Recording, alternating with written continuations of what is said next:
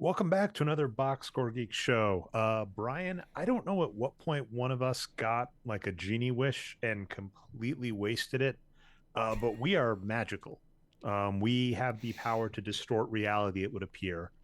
On the last Boxscore Geek show about 2 weeks ago, and we were actually hoping to maybe go soon, we kind of discussed the trade deadline and just kind of at the very end, we made a couple trade deadline comments, one of which I made, two I'll make. One was traditionally important trades do not happen at the trade deadline. They are few and far between the times they do happen. The two major ones I can think of would be Clyde Drexler to the Houston Rockets, which did end up mattering. Um, and then like Jason Kidd to the Nets. And a lot of times it's How still about really Pau hard. Gasol in there as well? That's another Pau one. Gasol matters. Actually, Dikembe Mutombo would be a good example. But I mean, just, the funny thing is, notice we're jumping decades. So it's like, This is the exception that proves the rule, right? It never happens. or they do happen, but they're super rare. So I mean, the logic being, okay, maybe we'll have a big trade, and we got that. We got that really quickly with Kyrie Irving. So I was like, okay, amazing. We get this Kyrie Irving trade. This is fantastic. And you actually were like, let's hold on. We were going to go last Tuesday, or this Tuesday rather, so the Tuesday of this week, and you said let's hold on. Let's just give it one more day. You're patient, and oh my goodness, the entire NBA got traded in that next day, including like we mentioned Vanderbilt when we were talking, and that comes up. So like I said, we hit reality. Some of the shows I insult, for instance, Jaren Jackson, he turns into a star. You were correct on that. We talk about Russell Westbrook, he falls apart.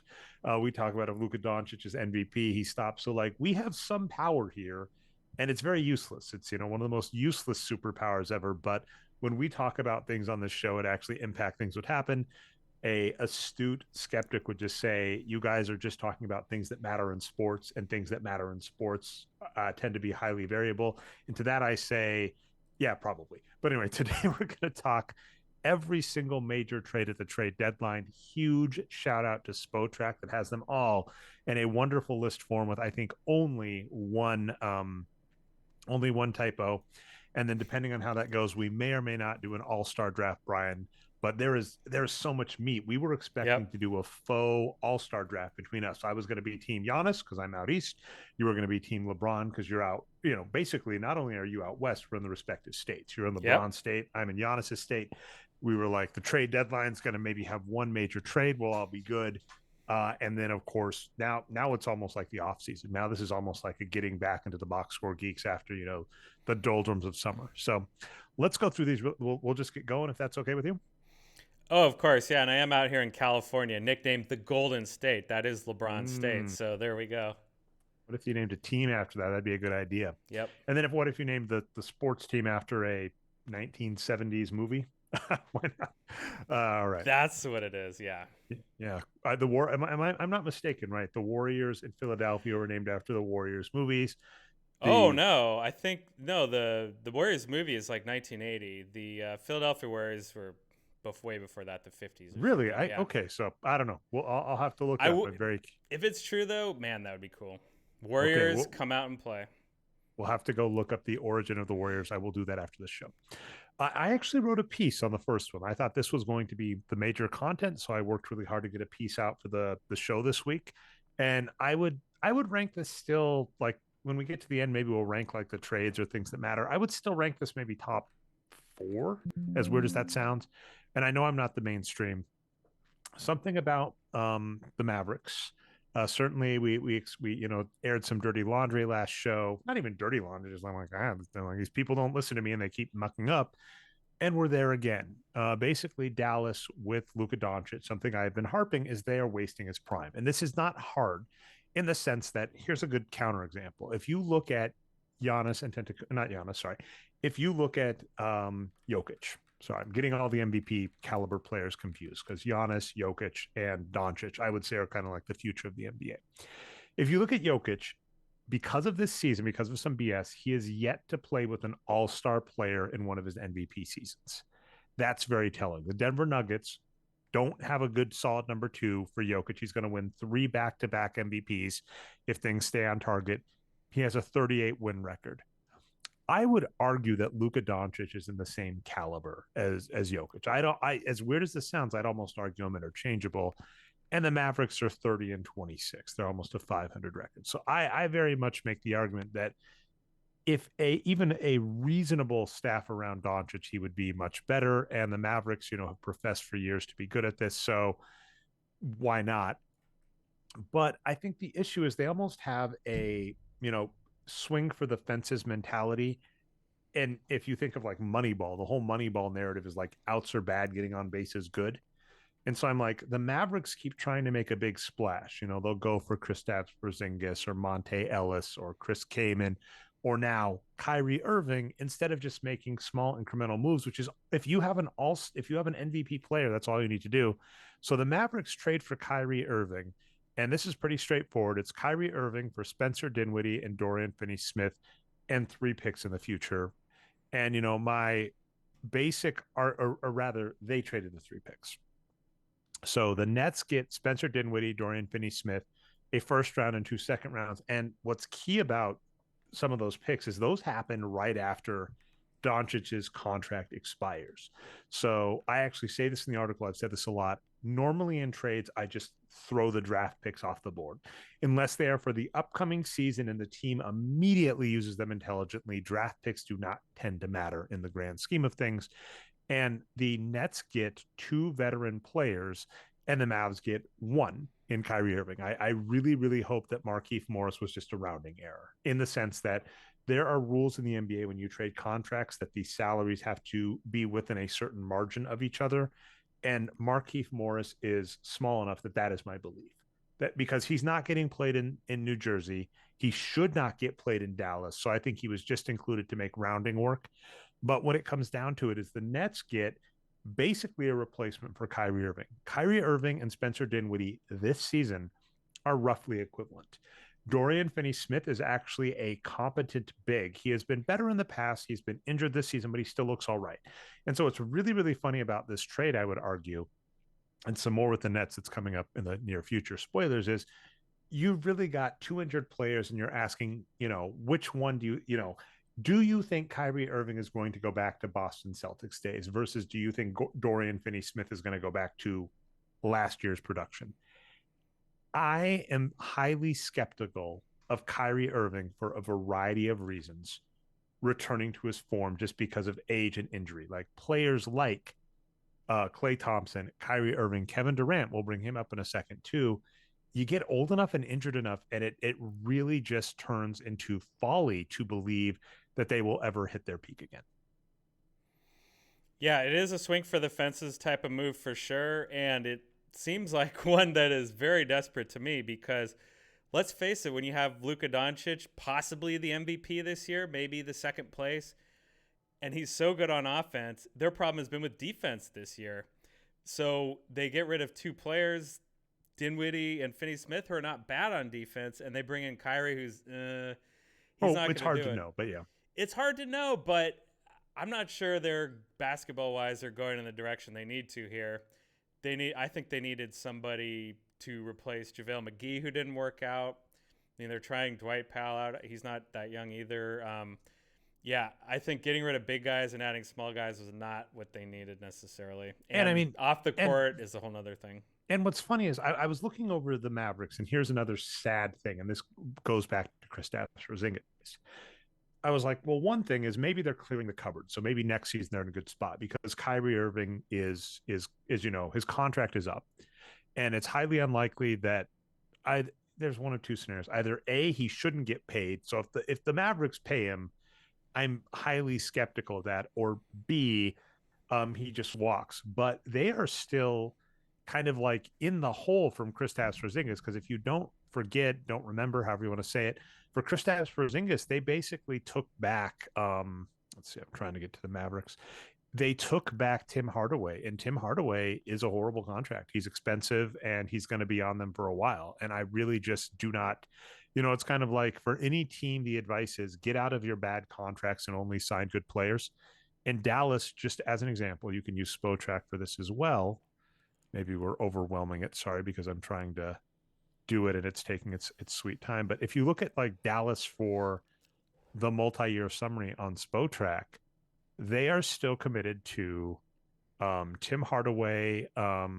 Luka Doncic was good. Davis Bertans, who was not good, that was involved in the trade to Washington when they dumped Porzingis. So essentially, the Mavericks made a really bad signing in Kristaps Porzingis. I called it at the time and was right.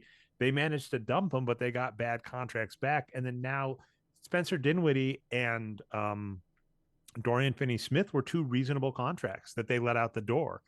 And then they also like this is a rough one. I'm wondering injury because, and I mean he's 31, but like Maxi Kleba, he's not playing well either. So I think like the funny thing about the Mavericks in a sad way is some of their good players we like, you think JaVale McGee, they're getting old and beat up. So it's like, okay, well, you need to replace these people, but they're expensive, so they're hard to replace. Then you have bad contracts, Tim Hardaway and Davis Bertans, that you can't get rid of.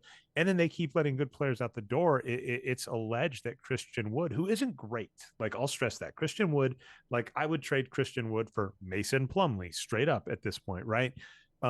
Christian Wood is fine. He's a fine player, and it's argued that they're like bartering with him, and I could buy him walking out the door. So if you've got an MVP player, like it's really weird to compliment um the Cleveland Cavaliers with LeBron James, where this team is signing let's see, I'm already forgetting his name, but the guy who was severely overpaid by the Lakers, but they got him, Timothy Mozgov. They, traded for Oh Timothy God. Mozgov.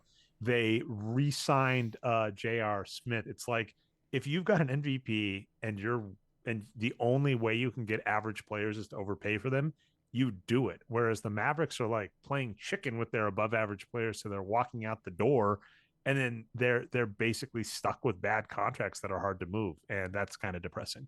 And Kyrie Irving, like I'll say this, it's there's a possibility he had like when I was writing the article, it was very interesting because in the last 8 games he had played just really, really well. And including, he probably in a normal season would have had a top 5 game of the season for the NBA. This season has been nuts because, we had like Doncic's 60-20 game, 60-20 triple double, which we have never seen. And, then we had like Nikola Jokic had like a triple double and a half, which he's just amazing. But he had an amazing game on the 20th, and so it is it's fine to go. Maybe he's on the upswing. Maybe he's going to find it. Maybe I'm going to look wrong here. I'm still skeptical. I'm still worried about that. Like if there's a player that literally has missed multiple, like he played however like few games in Brooklyn, it's just really hard to believe that he's going to play great. And actually looking at this game that they won against the Clippers, this is an article I need to write at some point too about inflation in the NBA, Brian. Kyrie Irving, it was a below average game, which I know is very counterintuitive to think that a player, his first game with the Mavericks, they won, and he scored 20 points, but he went 9 for 17 from the field and had 5 turnovers. And in the modern NBA, that's not going to cut it. And so basically, if the Dallas Mavericks are hoping that Kyrie Irving is going to turn into what he was, despite the fact that he's missed a ton of time to injury and also has all this off the court stuff, like that's the other funny thing is I get really upset about chemistry. And we talked a bunch about this with John Weiler, which, and I'll leave it there. I don't want to give Kyrie more credit or more talking points. He's an asshole off the court and has a lot of off the field stuff, which is problematic in the sense that it directly has impacted his game.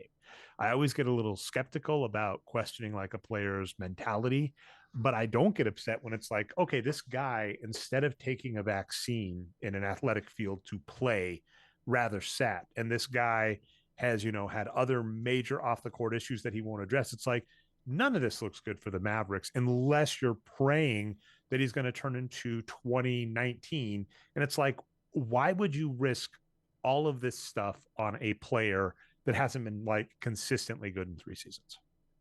So F minus minus for the Mavericks. And I'll let you get the final take and we can move on. I love Spencer. I actually think the Nets are looking good. When we get to Yeah. Kevin Durant, I'm going to talk about that. I'm actually really, I'm excited about the Nets. Yeah, and apparently the Kevin Durant trade happened immediately after that game that the Mavericks won, and some reporter asked Kyrie about it right away, and you haven't even heard about it yet. So, it's funny. Yeah, like you said, crazy trade season here. Christian Wood is another story that I always like to drop the government and political terms on here. The Mavericks decided to drop an oppo dump on him, which is short for opposition research. They just went out and said, "Oh yeah, he's not a team player." Spread that all around in the media. So I don't know what. Well, okay, I don't know that for sure. Maybe some reporter dug it up without the Mavericks wanting to know it, but yeah, apparently he's not fitting in with what they want to do there. I mean, what's really interesting, there's a very common theme throughout his career when I'm looking over this. And so I'll throw this to any future team. He looks very David Lee-ish when he has been Hmm. marked as a power forward and played as a power forward by the wins produced box score geeks numbers. He's looked good. In Charlotte, New Orleans, he was listed as a power forward, and our algorithm marked him as a power forward. Admittedly, only played like 200 minutes, played very well. He goes to Milwaukee for 62 minutes, plays as a center, plays a little below average. Not horrible either. Like I would give you backup center minutes for that. Goes to Detroit, power forward, looks great. Goes to Houston for 2 seasons, played as a center, looks bad. Goes to Dallas, power forward center, looks fine. And again, that's the thing. The I brought this up in the Kyrie Irving piece I wrote, and this is just like a new theme that you and I have bounced back and forth. That I'm turning, into just a concrete, kind of logical way of thinking about building NBA teams, which is one of the themes of the show, which is if you have an MVP caliber player, so that's top 10 player in the NBA on a reasonable contract in, I would say, mid 20s to, mid 30s, and a few exceptions. You look at, say, Chris Paul and LeBron James in their late 30s who don't make any damn sense, but that kind of player, it is inexcusable to let an above average play, a close to average, even average player walk without replacing them. And Christian Wood is fitting that bill for the Mavericks. He would be borderline placing that bill in Houston.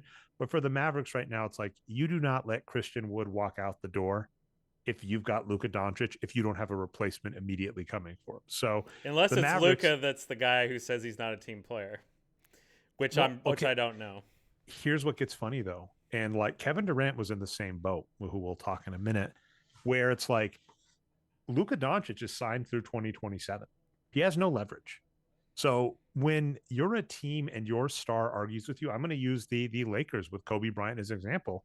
Kobe Bryant was yelling at them and saying, get rid of Andrew Bynum and do all this stuff. And they went, no. And they kept Andrew Bynum, and Andrew Bynum turned great. And it's a real shame he got injured because he could have been amazing. But Andrew Bynum played great. They traded for Pau Gasol. They got I'm dropping his name, but the player from Houston, the exact same like replacement thing. So this guy wound up on Houston as a replacement for Chandler Parsons and was briefly on the Lakers and won a title with them. I'll look it up at some point in the future. And got Meta World Peace. So like the Lakers had Kobe Bryant saying, "Get me off this team," and they just went, "You're an above average player. We're not going to get value back for you. Absolutely not." Just built the team around him and won. So even if Luka Doncic hates Christian Wood, they can go, okay, then sit out your contract. We'll eat your money, and you'll sit here for 4 years. I mean, I know Kawhi did that, but I still question even if the Mavericks handled that correctly. All right, well, they definitely got the good news is some of the next couple of trades are going to go really, really fast because I think we definitely gave Dallas their due. This was supposed to be the whole show for what it's worth, Brian. Yeah. That's what I thought was going to happen this weekend and the rest of the trade deadline. All right, Miami acquires allegedly $110,000. And in exchange, San Antonio acquires Dwayne Dedmon, who's immediately going to be waived, and a 2028 second round pick. I love this for Miami, just in the exact logic I just said. They did it right. You got a bad player that could eat a roster spot, that could eat minutes, that could eat cap space on your roster. Get him off your roster, and that's just a positive thing. So basically, the Spurs basically spent about two to 3 million, whatever the waive fee is going to be for Dedmon, on a second round pick, which is fine by me. I have argued that logic is fine. I don't think future picks are really worth an established veteran. I've kept harping that point.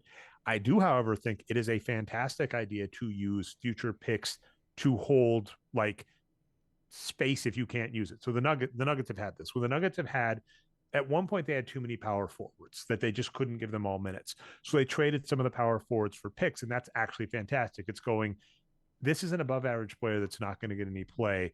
I can trade them for picks that is basically storing capital for the future that I can then spend. So this is a case where, I'm actually a fan of this all around. I'm a fan of it from the Spurs. They get $2 million, a $2 million asset, so to speak, they can use in the future to purchase things. Miami gets, basically cuts ties on a player that is not good and is just eating money, cap space in a spot. A boring, this is a very moneyball, boring trade, but both teams did good here. Yeah, and that's a great introduction for a lot of these trades because a lot of these trades are going to be exactly like this one. And it's funny because in some ways it feels to me like the league is starting to take your advice to heart and just throwing a ton of draft picks into all these trades. Like we're going to see trades with 4 or first round or second round picks involved coming up. Yet at the same time, we see teams scrapping for these second round picks, and apparently there's reports teams were negotiating hard for, are we going to get 3 or 4 second round picks? So kind of mixed reporting, and these trades are very interesting, is what I'll say. Well, one of the, spoiler alert, near and dear to your heart, a player is going to come up that is also my argument about like why you don't need to worry about draft picks because you can always arbitrage undrafted player into draft picks if you know what you're doing. All right, this one is not super duper exciting. I'd rate it like a C. The Los Angeles Lakers, who do make a major splash, but not yet, acquired Davon Reed, Mo Bamba, 2 second-round picks in exchange for Pat Beverly and a second-round pick. So essentially, they ship Pat Beverly out the door, which kind of makes sense because we'll see in a bit. They do acquire some new guards, so good on them. Pat Beverly's kind of a shame. I really did like him, but this was the Lakers' MO. They acquired a bunch of old players they hoped were going to stay healthy, and then a bunch didn't. So they moved on from Pat Beverly. Mo Bamba isn't great, but if they're just looking for an insurance policy, the next trade's going to involve this too. Mo Bamba is a replacement level backup center, would be how I'd phrase him. He's not great. He's a little older. For Orlando, actually, that's weird that he was on Orlando. Did he get traded twice? Must have. But anyway, so no, he was on Orlando. It was Orlando. Oh, sorry. For whatever reason, he even got in a physical altercation recently. So yeah, things have not been working out for him there.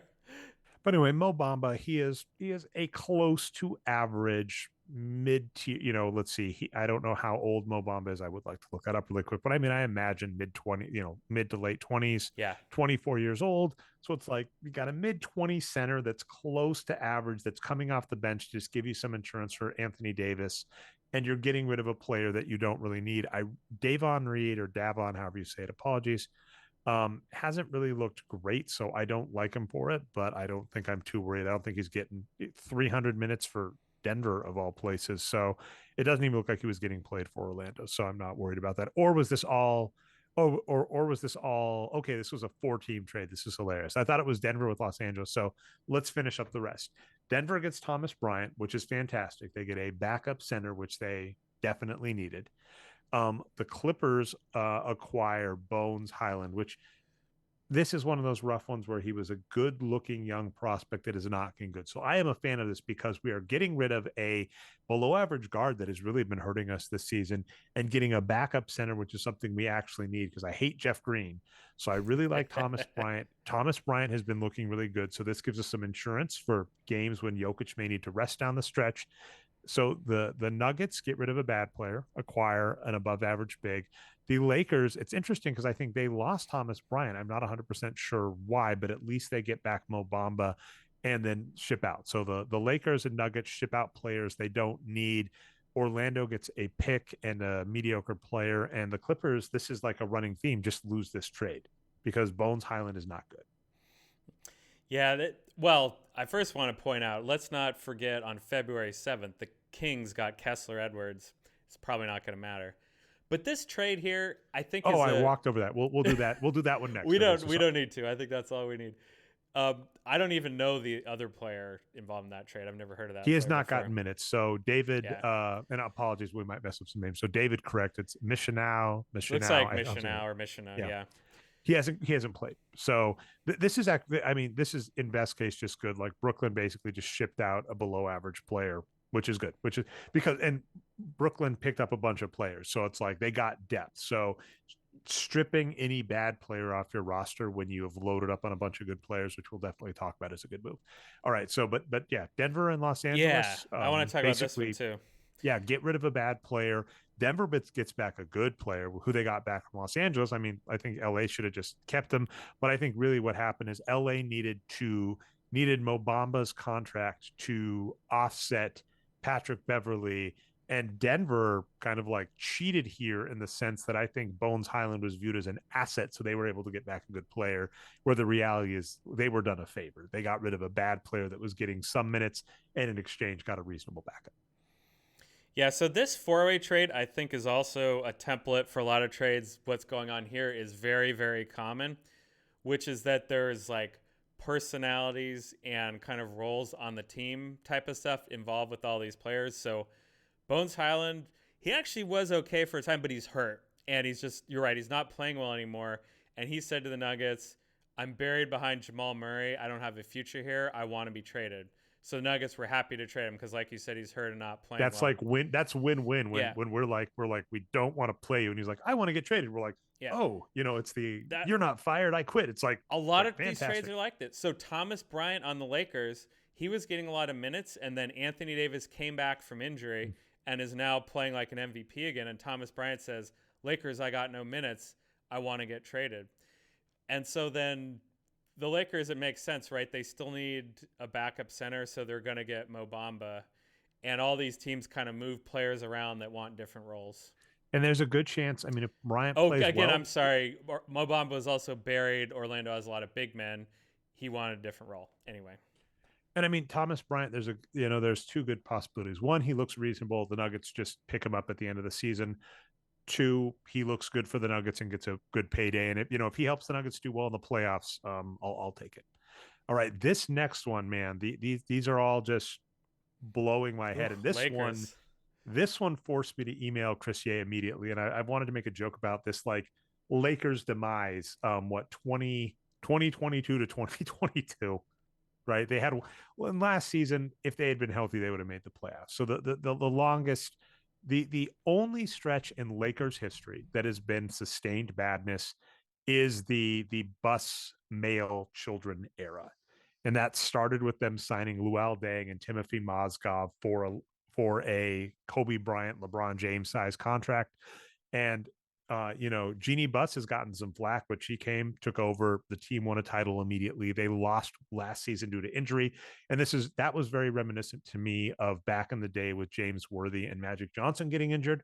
So the Lakers, I think, if you look like over their timeline, basically, I think it's 92, 93. They missed the playoffs for a season before immediately starting to regroup, eventually picking up Shaq and Kobe, winning some titles.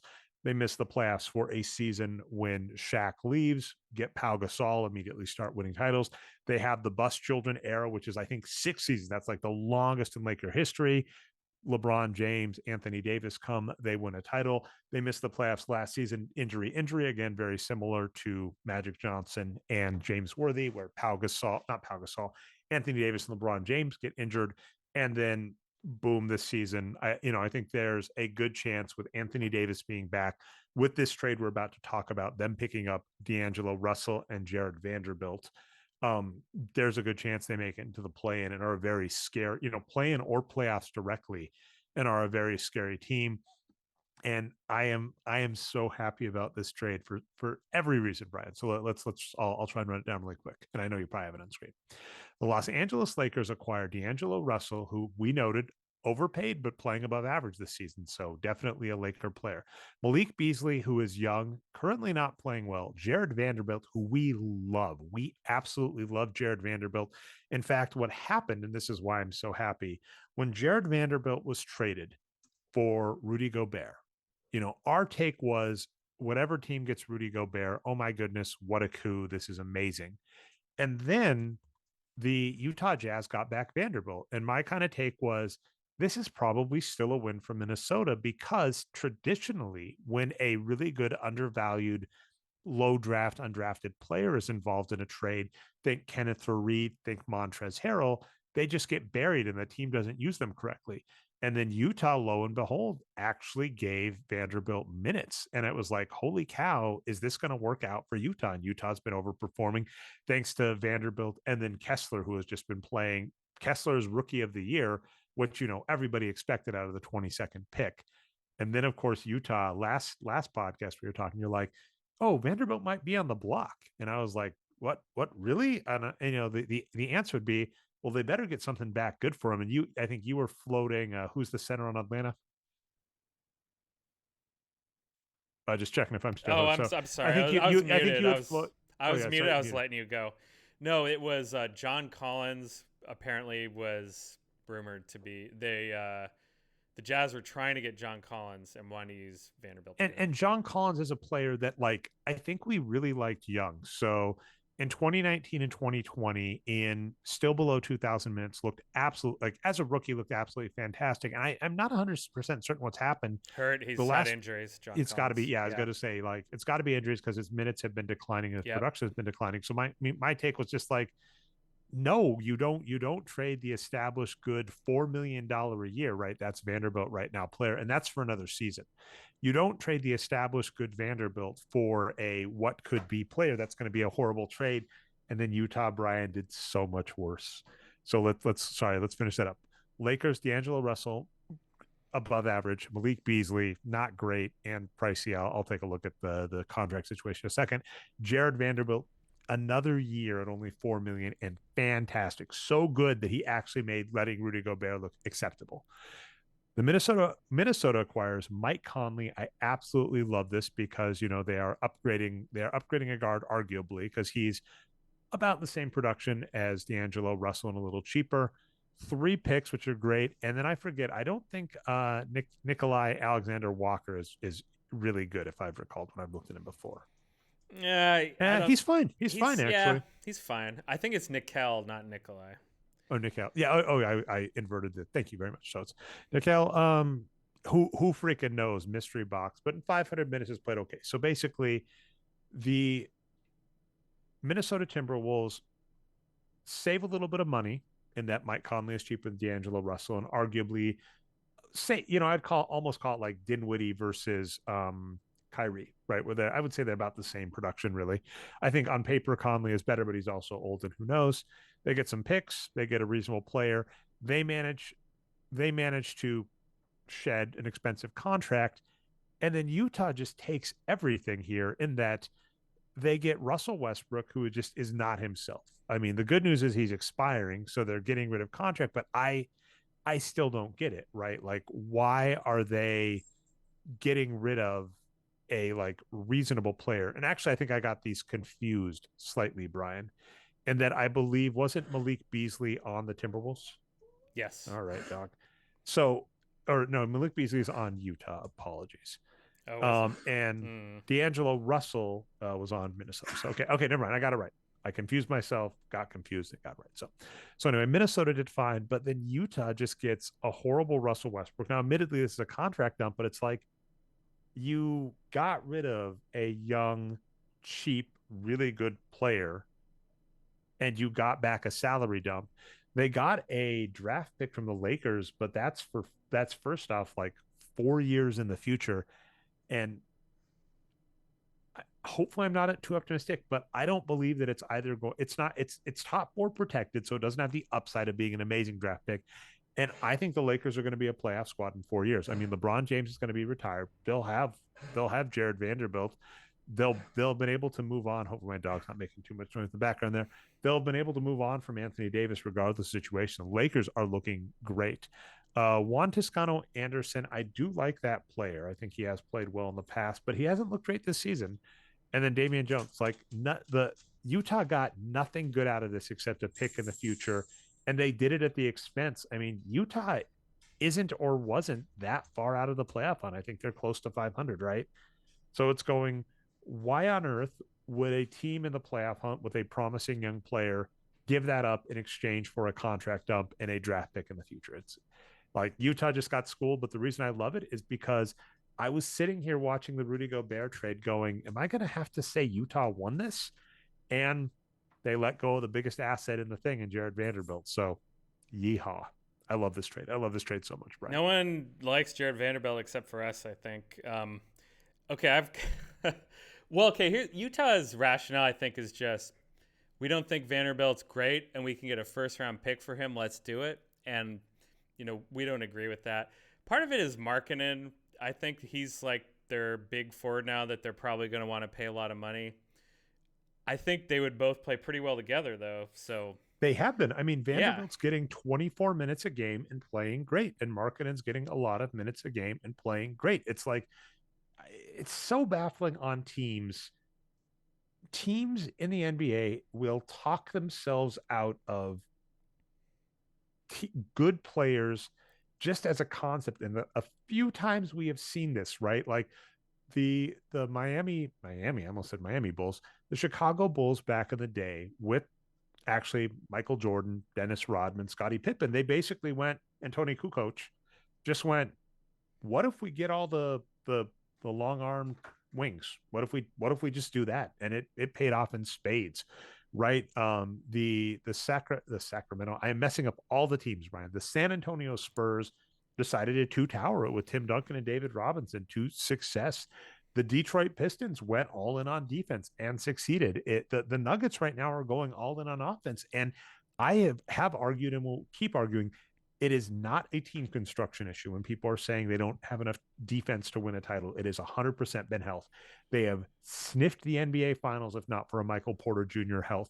They were the best team on paper after they traded for Aaron Gordon, and then they lost both Michael Porter Jr. and Jamal Murray to health.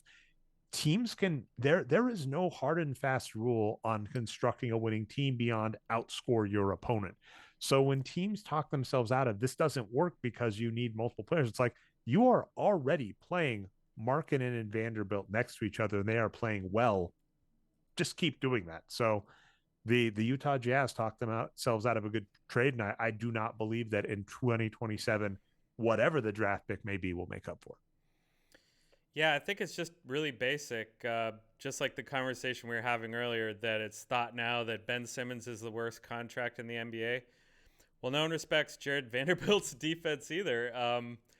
As much as we talk about we're in the future and people look at numbers and care about different parts of the game, it's really just points per game are stars and not points per game are expendable. It's just that simple. All right, let's talk the Durant trade next. This is, and again, this is here's what's funny. This is a huge trade, but I will throw out Vanderbilt got traded. That's huge. Josh Hart got traded. We'll get to that in a second. And Mason Plumlee got traded. So it is really funny that I would rank those three trades the most important because those are the most impactful players in the NBA this season. And when it comes down to it, though, the people, Kyrie Irving and Kevin Durant are going to be the ones that people look at. I'm a little confused by this because it is listed as a 4-team trade Mm-hmm. on it is listed as a 4-team trade on Spotrac, but it looks like, at least according to CBS Sports, this was 2 teams trades, which is why actually Spotrac kind of has a typo because Spotrac has Jay Crowder going to the Nets and going to Milwaukee, which does happen because essentially Brooklyn traded for Jay Crowder from Phoenix and then sent him to Milwaukee. But so they're kind of just putting two trades that are related in the same bucket in a way that looks weird. yeah, so this is a 14 4 this is a 2-team trade and a 3-team trade that are basically consolidated when we really look at it from the aggregate as a 4-team trade, which is what Spotrac has done. So let's break it down. Indiana acquires George Hill, who this was a funny one. I recall back in the day, George Hill was a player that Milwaukee acquired, gave a big contract to, we thought was a good idea, and then just I think has kind of slowly declined over time. Which I mean that was as recently as 2020. So but George Hill is now on a very affordable contract. He doesn't look like he's getting major minutes. So, and is from Indiana way back in the day. So this is a kind of a funny, I don't know really what matters in this case. But just kind of funny. So Indiana gets Apparently, George. there was like 6 or 7 players that have returned to their former teams during this. Yeah, trade that's a deadline. wild. But really, Indiana just gets a bunch of picks, George Hill, and I'm trying to see what they ship out. And none of I think what Serge Ibaka, right? Like none of the players they acquired George Hill, Serge Ibaka, Jordan Warren, a bunch of picks. None of those players really moved the needle. Was That's TJ fine. Warren on the Pacers? Did he get moved? Or was... TJ Warren got moved to Phoenix. Yeah. So Yeah, okay. we'll get to there next sec. All right. Milwaukee acquires Jay Crowder. This is a real mystery box in that, like, who even knows, right? Because Jay Crowder, what happened, right, beginning of the season, really was he said, I don't want to come off the bench. I want a bigger role. They said, "Oh, all right, we'll trade you." And he's, it's one of these funny ones, very Andre Iguodala-ish, where he has literally just been on the trading block forever. So, with that being said, he finally got traded. We'll see what he does for Milwaukee. He's been good in the past. I don't know. It's not great from Milwaukee, but they didn't, George Hill is a slightly above average guard, which I would question giving up for Jay Crowder, who is, been all over the place as a small forward. Here's my contentious take, Brian, Mm. and I may have to write about this. I think Phoenix lost this trade. Oh, wow. It is weird. Here's what's really weird about this, Brian. So they acquired Kevin Durant and TJ Warren. Part of why I'm going to argue they lost this trade is you. It's your fault. I don't have, did we, I don't think we've gone past Eric Gordon yet, right? Oh my God, No. there's so many trades, Brian. We're going to be here till midnight. But the Suns acquired Kevin Durant, and that seems like the coup, right? He is obviously, we think the best player in this trade. And if we look at his history, right, this is an MVP player, multi-scoring title, two-time Finals MVP, just an amazing player. TJ Warren is garbage. TJ Warren had I would actually say, when you talk minutes, one reasonable season for Phoenix. Man, that is a lot of hard words to say next to each other. In 2017, and has not been good since, and has looked horrible because of injury the last two. So if TJ Warren is getting minutes, he's going to hurt the team. So between Kevin Durant and TJ Warren, you think, okay, well, they got a star small forward, right? But no, Brian, take a look. I know you probably got this close by, but if you go to Boxscore Geeks this year and look up Kevin Durant, now admittedly he's playing like power forward center. So if he plays more small forward, which next to, I just dropped the name of the really, really good number one pick on the Phoenix Suns, Ayton, right? He's playing next to Ayton, so he's probably going to play smaller. He's not going to be playing power forward center. But if you look at him, he is like right around 200 wins per 48, which is good. That is star. But if you compare that to his days in OKC or Golden State, it is just not the same.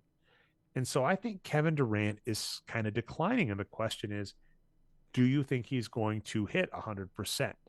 And here's the flip side to that. So the Brooklyn Nets, the major players they acquire, and I think one of them doesn't matter. So Mikal Bridges and Cam Johnson are very interesting. And I don't even think Juan Valle, I think that's how you say it. I don't think he's even played in the NBA this season, so I don't think it matters. So the Brooklyn Nets acquire Cam Johnson and Mikal Bridges. And so if you really look at what the Brooklyn Nets did, for Kyrie Irving and Kevin Durant, they got back Spencer Dinwiddie, a starting point guard, Mikal Bridges, a starting small forward, DFS, Dorian Finney-Smith, a start a bull if you want power forward, if not bench power forward, who was great. And Cam Johnson, who limited minutes, you mentioned like injury. I can't remember if that was on the show, but actually Yep. looking fine and young, like a 3-and-D player that can play the power forward above average. So essentially, Brooklyn got back four players. And the real question is Kevin Durant versus Mikal Bridges. And that's where it's funny, because last season, when Phoenix was just going off and looked like the greatest thing since sliced bread, a big part of that reason was Mikal Bridges. It was him looking in 2021 and 2022. He looked absolutely fantastic. And I think he's been beat up and injured this season and playing a little bigger. So the question is, this gets funny. Do I have more faith in Mikal Bridges returning to form, playing next to, say, like Ben Simmons and Nick Claxton? Or do I have more faith in Kevin Durant, who keeps getting injured and beat up? And it's a gambit. I concede, but the Phoenix Suns lost a lot of their depth to go all in on Kevin Durant. And it's entirely possible Kevin Durant is just fading. Whereas the Brooklyn Nets, and this was a point you were making, nobody likes Ben Simmons. And admittedly, right, when Ben Simmons sat out an entire season, including the playoffs for the Nets last season, that looked bad. And when he wasn't starting the season, that looked bad. And when he started, he did look rough. So I admit it. When I was looking, I was like, oh wow, did the Philadelphia 76ers win the Ben Simmons trade? Because James Harden, for what it's worth, has played great. James Harden came back to form pretty easily. Ben Simmons is back to form now. Ben Simmons looks great. If you look at the Brooklyn Nets this season, their top two players are Claxton and Simmons, and they have now bolstered that. They have a complete roster around that squad and are already in playoff contention. They're a top 4 seed out east. So I think both going forward, because the Brooklyn Nets both right now on paper have a complete squad, and for the next 4 drafts have a first round pick, which we would argue you take those picks and you trade it. The Nets look great, and the Phoenix Suns, if Kevin Durant is healthy, have definitely improved, right? Because now you have what Chris Paul, Devin Booker, um, Kevin Durant, and Ayton. And the one question is, who are the Suns at this moment playing at power forward? Do we think that's the one major potential? And I really like Torrey Craig as well. Yeah, put Kevin Durant at power forward and play Torrey Craig. That's what I'd do. Okay, so I mean, actually, okay, so if this was, and let's just do a quick. We'll see what happens though.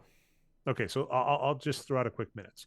So the top minutes getters in Phoenix right now that are still on the team, didn't get traded: DeAndre Ayton, Torrey Craig, Damian Lee, Chris Paul, Devin Booker. So here's the good news. Actually, I might walk this back. I might say, all right, Brian, here's my cop out answer, and you know I hate this and I don't believe it. I might call it win-win. Okay. So the Phoenix Suns now, in theory, will have a starting 5 or top 6 as his playoff rotation team of DeAndre Ayton at center, Kevin Durant at power forward, Torrey Craig at small forward, Devin Booker at shooting guard, Chris Paul at point guard, with Damian Lee as their 6th man. That's a contender right there. That looks fantastic. Whereas we look at the Brooklyn Nets, and they will have Spencer Dinwiddie, Mikal Bridges, Ben Simmons, Nick Claxton, and maybe Dorian Finney-Smith if they don't have a better. I'm trying to remember their power forward situation. Yuta Watanabe's been getting some minutes. He played today as well, or yesterday. And let's take a look at how he's done, because he's young. I don't know. Maybe he's fine. Like he's doing fine. good. Yeah. No, they're doing fine. So I mean, basically, both the Brooklyn Nets. And let's not forget Royce O'Neal. He's still good when he's healthy. Yeah. Oh, and he doesn't look like he's been healthy this season, but in past times. So basically, the Brooklyn Nets and the Suns both came out of this with a top 6 rotation that is playoff worthy, with arguably a star on the squad. We might disagree to a degree as to who the biggest star is on those teams. So they're in good shape. So I'm not going to say Phoenix lost this, and I completely applaud it, because you kind of just have to go all in. I mean, I'll give it to them. So all in all, I think when we're kind of analyzing these trades, very similar to the Lakers, Nuggets, Utah, Clippers ones, I would say Phoenix and Brooklyn both did fantastic in this trade, and Indiana and Milwaukee, I'm kind of like, well, nice, yeah. Yeah, so Phoenix is funny because both of those players, Ayton, who did not get moved, and Jay Crowder, who did, have been demanding trades since the beginning of the season, right? The Suns have been scuffling because of this ownership situation. Sarver is still there hanging on. The team got sold, but then Sarver was still around trying to make decisions. He got suspended by the league, but was still making basketball decisions, even though he was suspended. So kind of a shit show situation. The new owner was introduced earlier today and had a press conference with reporters, and then hours later drops this big Kevin Durant bomb as his very first act as the new owner. For what it's worth, your analysis I think is 100% right on. Obviously Kevin Durant's most important player, but then coming back to the Nets, yeah, it's definitely Bridges. It's definitely Cam Johnson. Those are 2 of my favorite young players, and I think they've not gotten enough credit for the Suns' resurgence the last few years. But all 3 of those players are hurt, and that's going to be it, right? Which of those players is going to be healthy enough the next season or 2 for these teams to do a playoff run? Because like you said, these draft picks are nice, but some of them are in 2028, 2029, kind of a long time in the future. I guess the last thing I'll say on this trade is I think it's so rare to see so many good players on both sides of the trade.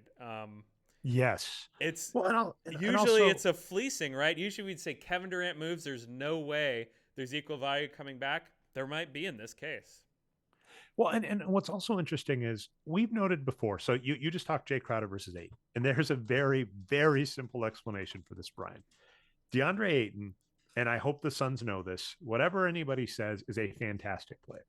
He is, it's always the annoyance of when you are a number one draft pick or a high draft pick, particularly in a season with some other great players. So essentially, Aiton being drafted in front of Luka Doncic is always going to haunt him. The reality is, though, in the history of number one picks in the NBA, DeAndre Ayton you are happy with. And if you don't Sure. recall, he got in like a contract dispute with Phoenix and is underpaid. He is on a 4-year deal for less than the max. He's going to be making like 35 million his last season. He is on a great contract. Now, Jay Crowder is on a 1-year, $10 million deal and not really worth the money. And also, what's really funny is if you look at his trajectory, he's just older and getting worse. So I think from the Suns' perspective, it's going, okay, if we play Jay Crowder, we're just going to hurt it. We could potentially hurt his trade value because people could say he's just not worth it because he's a rental. So when they just benched him and said, we'll find a team for you, it worked out swimmingly. And I think with Aiton saying, I want to trade, their answer is, we've got you for 4 years. You just suit up and play. And if I'm in Aiton's shoes right now, I'm just like, F's sake, right? Like you've got like a Hall of Fame. I hate the fact that he's going to be first ballot Hall of Fame, but let's just be clear. That Devin Booker is going to be first ballot Hall of Fame, right? Especially, Oh, interesting. well, I mean, come on, A like lot he's of got like, a lot of time doesn't he have a left. record? Didn't he cross 70? Right, that happened. Like he'll do it. I don't mind. It's fine. He's a fine player. He's not amazing, but he's fine. You got Chris Paul, Kevin Durant, Devin Booker, 3 first ballot Hall of Famers. I'm calling it on the squad with you. It's like you're in a great spot. Just like shut up and play. Whereas Jay Crowder like didn't have the value if you looked at his production stats and only had a 1-year deal. So this makes a whole lot of sense. And to your point, right, it is bizarre that normally in trades with good players, I feel very icky because what I wind up doing is saying ownership should just say shut up and play, which feels disgusting coming out of my mouth. But when you get to Kevin Durant saying, I don't want to play here anymore, and the team going, we can not only move you to a place that you want, but we'll also make ourselves better. And probably like Mikal Bridges are like, hey, by the way, easy FYI for you. We had a starting small forward, power forward who was amazing and scored a lot and took a lot of threes. We don't have that anymore. Our star player, Ben Simmons, even if the mainstream doesn't think he is, our star player, Ben Simmons, is fantastic, but he didn't like shooting. I don't have to fill in the dots for you, but you are on the biggest media market right now with a free reign to take as many threes in a game as you want. Go. I think this is going to work out well all around. So just all in all, this is like a win-win for Phoenix and Brooklyn. The other two teams, I'm like, why were you even involved? So that's rare. It's rare to see a player that doesn't want to play get moved, and not just get moved in a trade where I'm like, yeah, this is reasonable. Because to the point, you normally get like Kareem Abdul-Jabbar situation where he's like, I don't want to play her anymore, and I'm like, oh, Milwaukee, you should have said no, even though morally it was right to trade him because he didn't want to be here anymore. And Milwaukee in the 60s and 70s, much different place even than now, and still not great. I completely understand that, but it's rare to see the alternative where I'm just like, yeah, Kevin Durant didn't want to play in Brooklyn. Brooklyn moved him, and Brooklyn did fine, and Brooklyn looks good going forward. Yeah, So, I think okay. it is moving towards that. I think that we're at the point now where players under 4 and 5 year deals, they have more leverage than they did in past years. Kevin Durant showed that for sure. Aiton maybe doesn't have the leverage, but if you're a team leveraging these players to stay on your team and turn them into malcontents, I just don't think it is going to work very well when you have to live with the daily grind of having that player around. Apparently, so last show we were talking about how the reason why D'Angelo Russell ended up on the Timberwolves because he's buddies with Towns. Well, Towns is hurt this year, and Russell's Mhm. been playing with Rudy Gobert instead. And part of that trade was apparently because Russell was just like rudely insulting and abusing Gobert to his face in front of other players and coaches repeatedly over and over again. It's like that's something you just can't have on your team. Like you just can't have it if you're trying And to it's not actually worth it, form a right? culture. I mean, what really sucks, some of the players I want to talk about are like Dwight Howard, right? This player that was amazing for a period of time, and then you just watch as they cross this threshold of not being great enough anymore, and Mm, suddenly all the bullshit people are willing to put up with goes away. yep. And it's just like that. It sucks that there is a hierarchy and pecking order in sports like this, where it's going, you're allowed to be an asshole if you're a star. Michael Jordan was a jerk. The Last Dance, which was as favorable as possible to Michael Jordan because he had final edit on it, still comes away showing Michael Jordan looking like an asshole. And he's able to get away with it because he's the greatest scorer of all time, which I do agree with. D'Angelo Russell going up to the centerpiece that the team went all in on, who is still great, right? Like Rudy Gobert is still fantastic. I mean, it weren't for the fact that Walker Kessler is freaking amazing, that trade would have been a freaking coup for Minnesota, especially given the fact that like Utah didn't keep Vanderbilt. But it's like, yeah, you can't be the high scoring guard that's overpaid going up to the centerpiece of the team that rightfully should be. Like if I was hopeful for that team, and it really sucks that Karl Anthony Towns is not, I would really, really hope that Karl Anthony Towns, Rudy Gobert, and Anthony Edwards were my future. So it's like, yeah, makes a lot of sense. All right, some boring ones. Yeah, we did just skip over the Kessler Edwards. That's just good for Brooklyn. They got rid of a bad player and got some more depth, so they're in good shape. The next one is San Antonio. They acquired. Now this is so funny. The back to teams, Ryan. Yep. Toronto came back for Pirtle. I love it. I love this so much. So Toronto trades Kem Birch, who is fine. He's a reasonable player, for Jakob Pertl, who is playing good, who has always been a good player. We've liked him. And in fact, that this keeps getting funny because Vanderbilt was in the same boat, where when the Raptors traded for Kawhi Leonard, the biggest piece would be Pertl. Pertl was a good player. And Pertl looked really good on paper per minute. And I kind of said this could be a win for the Spurs if they keep Pertl. And in fact, with Kawhi leaving the Raptors and slowly just degrading and not being 100% the last two seasons, it was almost like, hey, did the Spurs win with Pirtle? And then they turn around and trade Pirtle back to the Raptors. And, it's more than fine that, they picked up Kem Birch and some picks, but I really, the Raptors picked up an above average center who is still playing really well. It looks like he's a little worse than last year. I'm always worried about 7-footers and age, but I still don't even think he's that young. So, I mean, I give full credit to the Raptors. This is a good trade.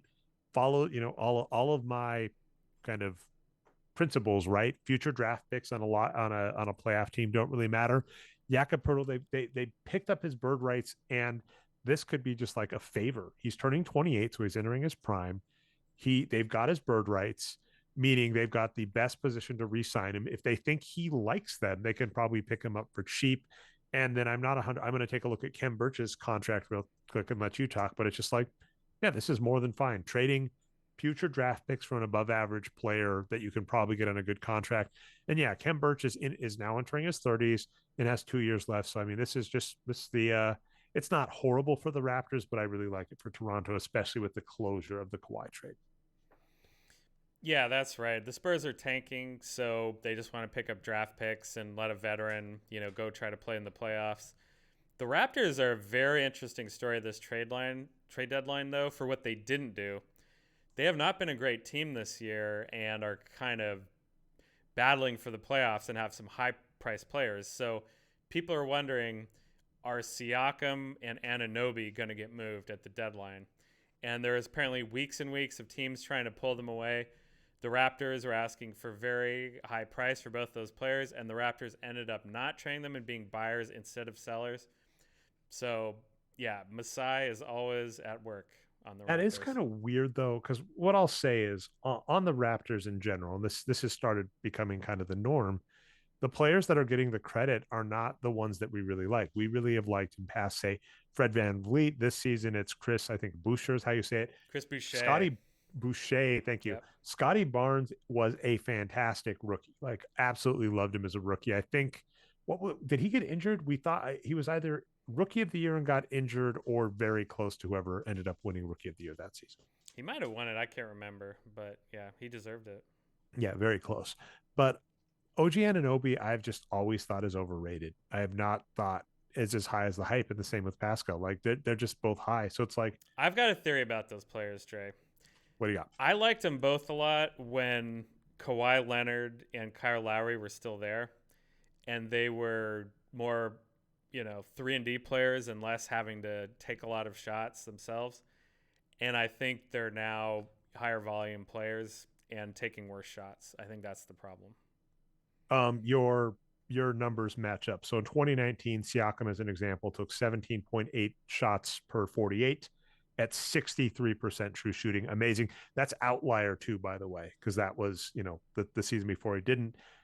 Kawhi leaves the next season, 25 shots per game, 23, 23, 24. So I'm saying, since Kawhi has left, and he shot basically close to league average. So it's going, yeah, we had a big long conversation about that with Steph Curry last time about players doing what they can and not doing what they can't and the value in that. And that is a problem, right? You're saying this, that there was a vacuum left when Kawhi just left for nothing. It wasn't a Kevin Durant leaves for Mikal Bridges and Mikal Bridges goes like, oh, I'm clearly going to take the Kevin Durant role. I'm paid, 20 to 30 million a season. That's a concern. Yeah. And I mean, that basically happened. And like Anunoby, here's the good, like OG Anunoby stayed good, stayed above average. But to your point, he was taking, let's take a look, almost same situation, 13 shots a game in 2019, 2020, jumps to 17 in 2021, 19 in 2022, 18 this year. So it's like, yeah, when players think shots are theirs and they are not great at it, like both of these players are close to, if not below, league average shooters. And if you're taking that many shots, you're not great at it. It's not a good thing. So between the two, I would say OG Anunoby I'm fine keeping. I think Pascal Siakam is just overpaid. So he's the one I would have moved. But I mean, to your point, being buyers versus sellers, they picked up a good player. They're only a couple round games out of the playoffs. So I think with players like Mason Plumlee on the board, it's clear maybe they could have gotten more, and who knows, but not horrible. It's worked out really well for Siakam and Anunoby because the team just went to him and said, hey, we're going to pay you a lot more money to take a lot more shots, and everyone's going to say you're stars now. It's great for them, right? Next one is just boring and sad. I don't get it. To be fair, it doesn't really matter in the grand scheme. So Boston acquires Mike Muscala, who has never been good. I think they've had him in the past, for Justin Jackson. They shipped out 2 second-round picks. I do not get this trade. I don't get spending. I am more than fine spending second-round picks to pick up a veteran you need. They don't need Muscala on the team, but they're so good without him. And on the depth chart, he's going to be low. So I think it's an immediate future trade because Rob Williams and Al Horford are both hurt right now. Yeah, but it's like, if you're going, we've argued this, and I guarantee this is true. If you are a professional basketball team at this point, there is no way you do not have a database of players that were undrafted, playing in foreign leagues, playing in the G League, that could probably get a reasonable shot if you just need to give them a tryout, that are like a center, because centers traditionally get undervalued in like the draft, right? There is no way Muscala was the answer, right? There is no way spending $3 million a year. I guarantee there was a Peyton situation here. Mike Muscala is 31 years old, has not been good in years, was barely, I mean, in Atlanta for one season, was okay. He has never played more than 1,300 minutes. He has only played over 1,200 minutes once in 2017 with Atlanta at decent clip.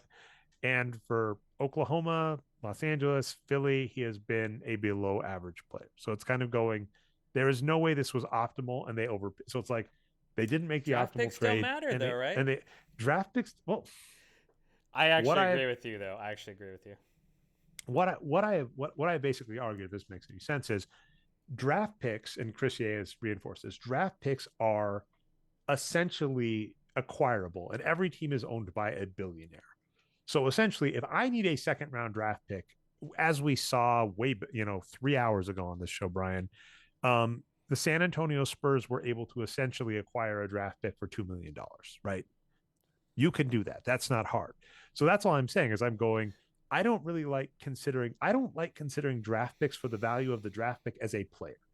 It is fine as currency. So if you use a draft pick to store currency for future for future moves, that is fantastic. Or if you shotgun the draft and pick a lot of players and like use your G League team. This is a strategy Ben Guest has made, and I really want an NBA team to try it, which is you should really, really, really like essentially trade all the way down in the draft, right? Like you don't have a first round pick. You pick up a G League squad in the second round of the draft. Oh, that's You funny. you make them your G League team. You're basically trying them out, and you essentially copy the baseball model. So like that's what a team should do. And so I guess what I'm saying here is I'm like, okay, you got some second round picks that you could either use to take flyers on players that you could put in your G League squad, and they would be so excited, right, at both a shot at a G League squad as well as if they actually do make the show for you, being excited. Or spend, and they spend on Mike Muscala. I'm just like, you spent essentially 4 million in draft assets for a $1 million player at best, and I would never actually want him in my squad. And Justin Jackson, but Justin Jackson's also not great, so that's the whole thing. This is a complete push. They traded a bad player for a bad player and lost some draft picks. It doesn't matter because they are a contender. It's really, if Rob Williams is healthy for the playoffs, that team's going to make the finals. I said it. Yep. You ready for Josh Hart? All right. Holy cow. And apparently this one forms another 4-team trade. From the looks of this trade is finally back to what we like, right, Brian? Where one team does a fleecing. And I don't get it, Brian. New York did the fleecing. What the hell is going on? I don't get it. So the New York too many New York teams, Brian. The New York Knicks acquire Josh Hart, and it looks like the two other players haven't even played, so it's fine. And that is fan freaking tastic. Josh Hart, he hates analytics, but analytics love him. I love that about him. He seems like a Tibbs kind of player, right? We'll see. We'll see how it goes. He's a fantastic player, and we have loved. I mean, it's like, and this follows the theme we've made about star draft picks traditionally. Josh Hart was involved in the trade for Anthony Davis and was apparently, allegedly, a sticking point, right?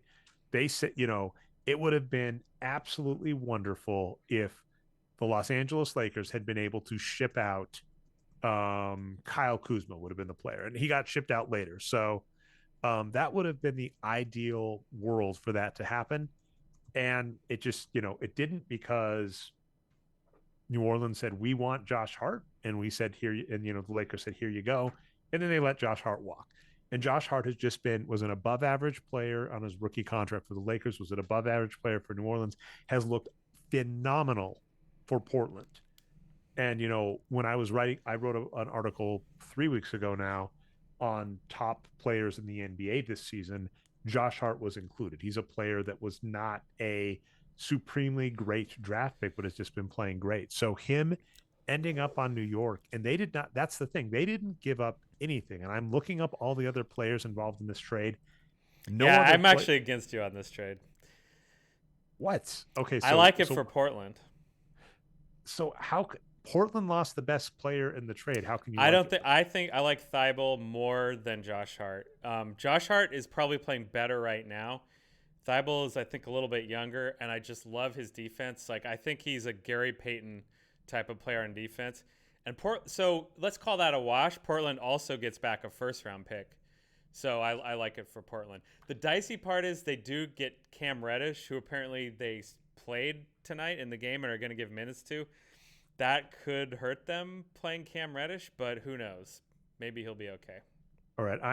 We're going to have to look up some things, man. We're going to have to start digging it. So Thibault this season, or Thibault, is a little above average. Josh Hart this season is playing star level. If we look traditionally, though, to your point, Thibault's trajectory he was an average rookie, which is above average. He was really good in year 2 for Philly. He was on the precipice of stardom last year without the minutes. And this year it looks like just injury. So the question is, do you think he's going to come back?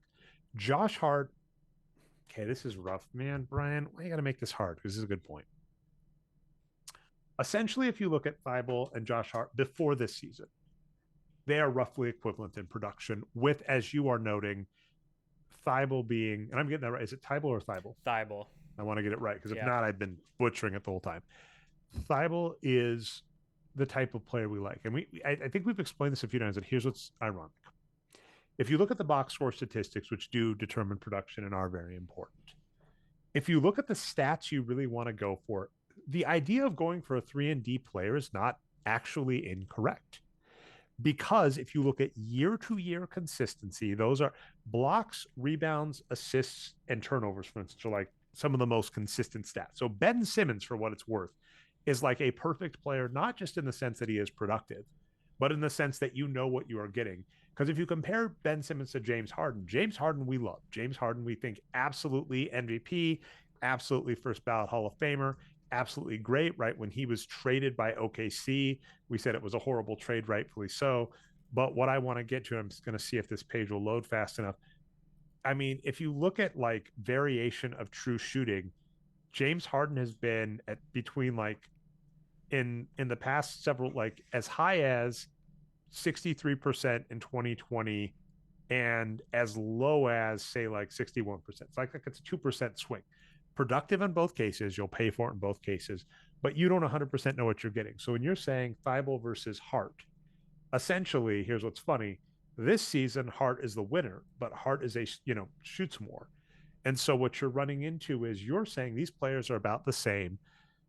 Thibault is only $4 million a season, and I think you said younger. So I do actually now really have to look Hart at is like kind of age. young too, so I'd be curious They're to both see. young. I mean, that's Yeah. but I mean, for what it's worth, let's throw back to Tyrese Halliburton for Sabonis. Those players both look great. Those players are both young. I still say that Indiana won, as weird as it sounds, because Halliburton's like 3 years younger on a contract that's much cheaper. So Thibault, 25 years old. Josh Hart, 27 years old. Thibault is on a rookie contract with a qualifying offer. So I guess it's actually perfect for Portland in that he's not playing. He's injured this season, so he's not playing up to snuff. They are both on, and then we've got one more year of Hart. I'm okay calling this a push. So to your And the point, I first did round miss. pick. Yeah, basically. So Portland basically replaces Josh, and that's a funny one. This gets annoying. Where, just so we're clear, because I know the picks don't matter, or it's funny. What I keep trying to argue is picks don't matter in acquiring them for players, but are fine for assets. To what you are saying, this season, if I recall, Portland is not really in it. They might be. This is weird. So if Portland doesn't think they got a great shot at the playoffs this year, this gives them future stuff. Yeah, this is fine for Portland. I give it to you. So Portland and New York are the winners. I don't know what the hell Philadelphia and Charlotte are doing here. Lots of pick stuff. So interesting. You are right. Good players on both sides of the trade. Get to call it win-win. Actually, I'm going to agree with you that New York is the absolute winner because they got Josh Hart but did not have to give up Thibault. Yeah. Okay. So Philadelphia gave up Thibault. So Portland is kind of a lateral move. Maybe they got ahead, but New York's just a big move. and Philadelphia Yeah. is just a little. So Yes. Philadelphia gives up a good player. Charlotte doesn't really matter what they Yeah, did there. Charlotte. I can't even tell what went out the door. They got some picks, and I mean, New York. It's so bizarre for New York finally to be in the being okay trading away draft picks game, because normally when New York trades away a draft pick, you're like shaking your hands together, like, oh my goodness, what top 5 pick am I getting in a year or two? They traded away their 2023 top 14 protected, and by the way, the Knicks, they're going to be in the playoffs, and I think they just got better. So that is Yeah. fantastic news. I'll just say I love Josh Hart. He's my kind of player, but Thibault is really, really my kind of player. He's bigger. He can guard more positions. He's one of the best defensive players in the league, and is just a unique player.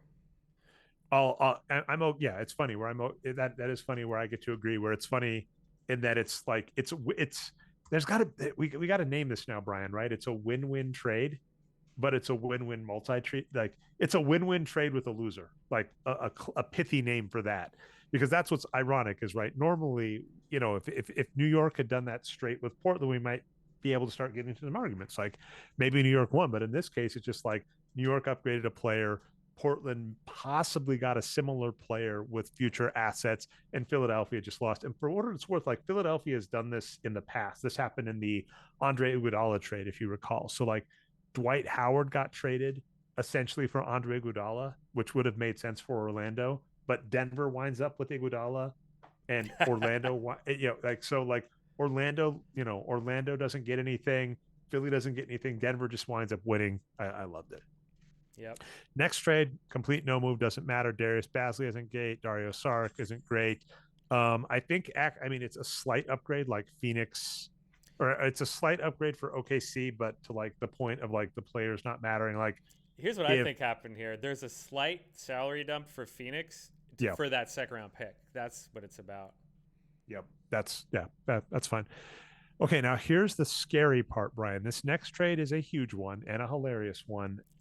As of It is yet, it so might. hilarious. There is a possibility this trade falls apart. Yeah, Let's run yeah. it down. So Atlanta acquires Sadiq Bey, who I don't think is, well, he's fine, fine player. He was That's okay. really good as a young player in the draft, but he went to the Pistons, been average. He's fine. He's a fine player. Average, young, 3 million. That's completely fine. Detroit acquires James Wiseman, which is fascinating. And I was actually arguing a little with Devin before the show about this, where I have absolutely no complaints with James Wiseman as a draft pick. I really want that clear. I really hate, and I'll throw some other analysts under the bus. I won't name them by name, especially since they've been so nice to me this week. But like, there are some analysts that are like, they really should have gone for Ball instead of Wiseman. And I'm like, no, the answer is you don't rely on a rookie to be a starter on an NBA team. If you do, you are doing it wrong. So it is completely fine for a team like the Golden State Warriors to have gone for Wiseman because he had a lot of upside. Who freaking knows? He was he was the number one um, recruit, if that makes any sense. And then he got in a pay for play scandal at Memphis, I believe, and just sat and didn't Yeah, with play. Penny So Hardaway. it's like, yeah, no one knew what was going to happen with him. And it's possible he wasn't used. That's been some of the arguments. He's definitely had to deal with injury. Who freaking knows? I still don't have a complaint with him. The bigger answer I would usually say, and this is just a good piece of advice, is if you have a top pick in the draft, trade down. Like I think it is almost always unilaterally good, unless, and I mean, I'll give you like, I hate to agree with you here, Brian. Um, I will probably give you like Wembanyama unless you could really get like score a coup for it. And the reason, here's where that gets amusing. So I'll agree with that. If you get like the number one consensus pick, let's say a Tim Duncan, Dwight Howard, Wembanyama now, and I give you the argument you really should trade that pick away. If you have been doing things right, you do not have expensive bad players on your team. And the only way you trade that player away and make up for it is to trade for an established star in their prime. And those are hard to come by because if you are the Mavericks, you never trade Luka Doncic. We were bringing up Ayton. Ayton is a player that is kind of in that borderline range, maybe not a MVP, but definitely a star player. And the team wisely doesn't want to let him go. So I think sometimes when you have like the guaranteed pick with like a number one, if you luck into that number one pick, that's the other thing, right? You should never be in a position to get a number one pick organically. You should never have one of the worst four records in the league to get that number one pick. Or you pull like a Cleveland Cavaliers and like you, or Orlando Magic back in the day and you get the right lottery bounce. You should never wind up with that organically. So if that happens, maybe. But typically, if you have like a top five pick, you should really just shifted immediately. And I think that would have the right move for the Warriors really would have been to like couple that pick with Klay Thompson and do an upgrade. But Tyrese I don't Halliburton think. was in that draft, Dre. Yeah, well, and trade down. That's the other funny thing. Like, so here's the funny thing. Like Kyrie Irving is an example. Kyrie Irving, I agree, as the number one pick. I 100% agree with that. I also think in that draft, if you had the draft board, you could go Kawhi Leonard and Kenneth Faried look fantastic. I'm willing to bet I can turn this number one pick into the number 9 and number 10 pick and get them both and a veteran. So like that's what you can start going. And that's what I think to your point, right? The Warriors, I'm not 100% certain if Halliburton looked great, but maybe he did. If Halliburton looked good on the draft board, I'm like, you can probably flip Wiseman into Halliburton, a veteran, and a salary dump all at once. So that's what teams should be doing. Yeah, Who that's what knows I on was the rooting for that year. Yeah. Oh, sorry. Oh yeah. Okay. So good. Yeah, we're on. Go team us. We agree.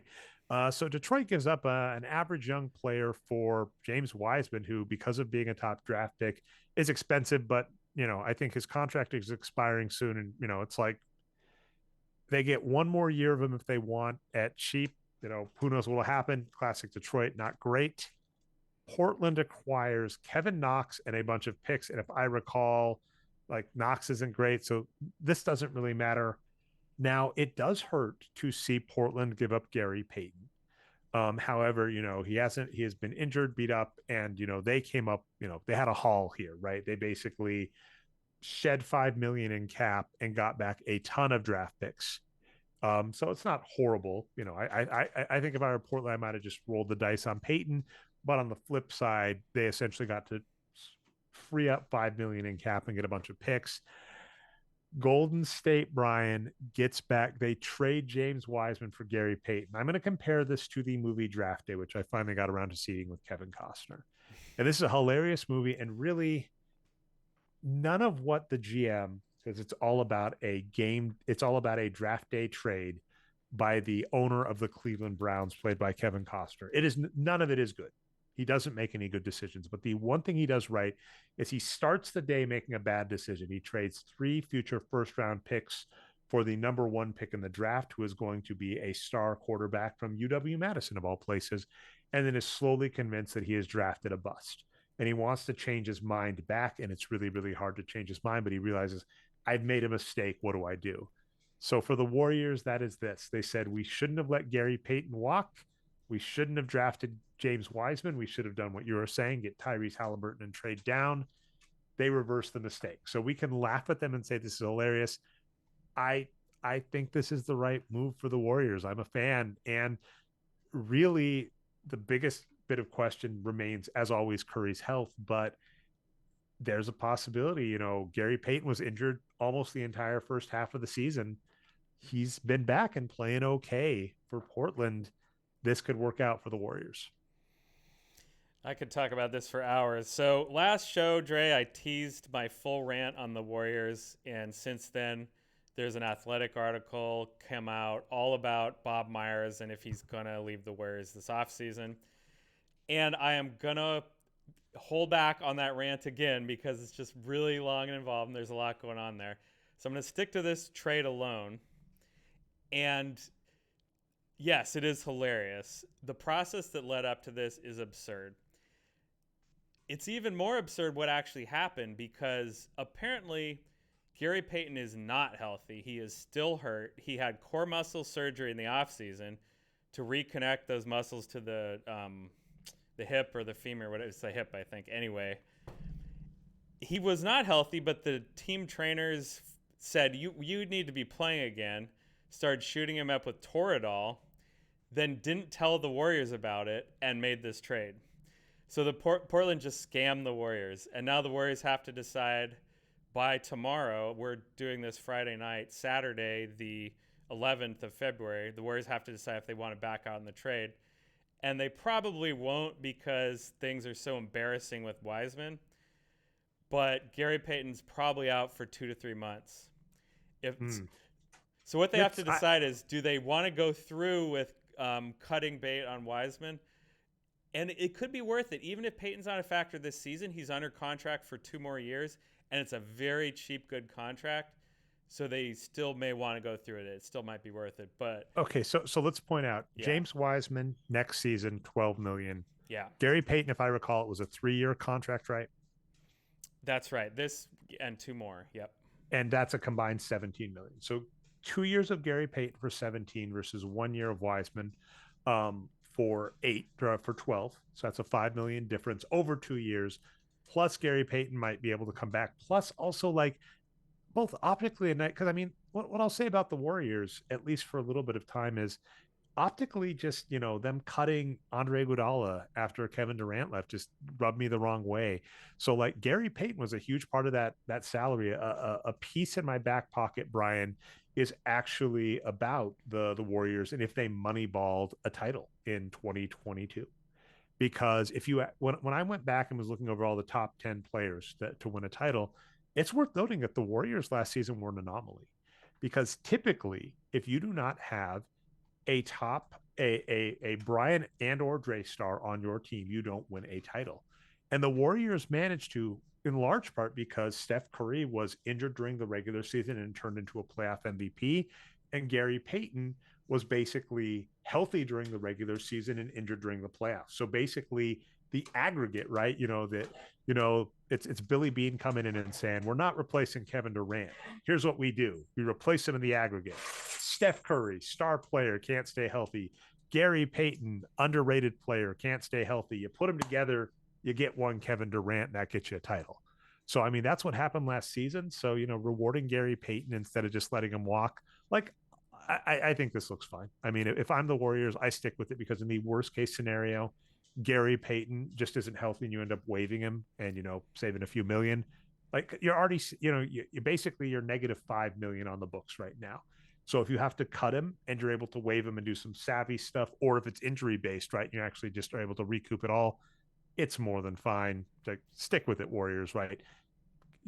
Cut, reward Payton for what he did last season. Just let it go on Wiseman. And if I recall right, in this trade, they also pull back, they get back some contracts. So, or some draft picks, and that's just good. I think it's going to be all about the doctors in the end. This is not the first surgery he's had. It's like the fifth or sixth. And I think that was why he was thinking about going to become the video coordinator instead of continuing his career, right? Because of the injuries. So I really hope that it's okay. And he's, I mean, if it is the low end, the 2-month timeline, he'll be back in time for the playoffs and could play a big role for the Warriors. If not, he's back for next year. I mean, Yeah. the Warriors might not be in the playoffs. You really don't want to risk Steph Curry if he's still not healthy, right? Because his health has been all over the place. So if after the All-Star break, if the wise move is we're going to shut down Curry, we're going to shut down Peyton, we're going to get him healthy for next year. And by the way, we're still making money, and then maybe I don't know the legalities or rules about this, but they could even talk to Peyton and say, hey, look, just as an FYI, if you have to retire, right, because of health, if you officially say you retire, then I think they're allowed to save money on his contract, and he might even get some of it via insurance. And then they're like, and we've got a positions for you in the scout room. I mean, I think I hope this sticks together, because even if Peyton doesn't play a minute, from so many levels, I like this. It's just like the Warriors get out of James Wiseman, who, even if maybe he turns it around, like he's going to get a shot in Detroit, it has just not been a good fit there for him. So a part of me wants them to just nix the trade and just jam Wiseman into the lineup. They need rebounding and rim protection so bad. And it's ridiculous how Wiseman's gotten singled out versus their small players who've been much worse. But anyway, we should move on from the Warriors because, like I said, I have a big rant coming up on the Warriors. It's for another show. I have one last thing on this. This is the best analysis I saw of this today, and I wanted to bring it up because it went into what you were saying earlier, which is what we've talked on the show before, right? The Warriors should have done all this a season ago or more. They're correcting a mistake. Brady Knopfler from the Warriors SB Nation site, I've seen critiques saying the Warriors just waited until today to do what they should have done in the offseason. But logistically speaking, it's Bob Myers finding a way to belatedly do what Joe Lacob wasn't willing to do in the offseason. So impressive, so funny, and that's what all this is about, right? Is Lacob is screwing up all these deals, and Myers has to clean it up. I'm really liking the draft day metaphor, because when I talk about the movie Draft Day, which it might be a fun off-season thing to talk or whatever at some point, because it's a fun movie, I dig it. I love Kevin Costner sports movies; it's my kryptonite. But essentially, it's the same thing, right? When you, at the end of the day, when you're all done, you're like, oh, Kevin Costner and the Browns did not win at the end of the day. But the heroic part of the movie is he makes a mistake and finds a way to, recoup 80% of it, essentially. And so that's what's happened here is the Warriors made some mistakes. They've maybe recouped it. And like I said, in the worst case scenario, they save some money if they only have to pay Gary Payton for one season versus Wiseman because of the contract difference, and they put him in the video room. That would be fine by me.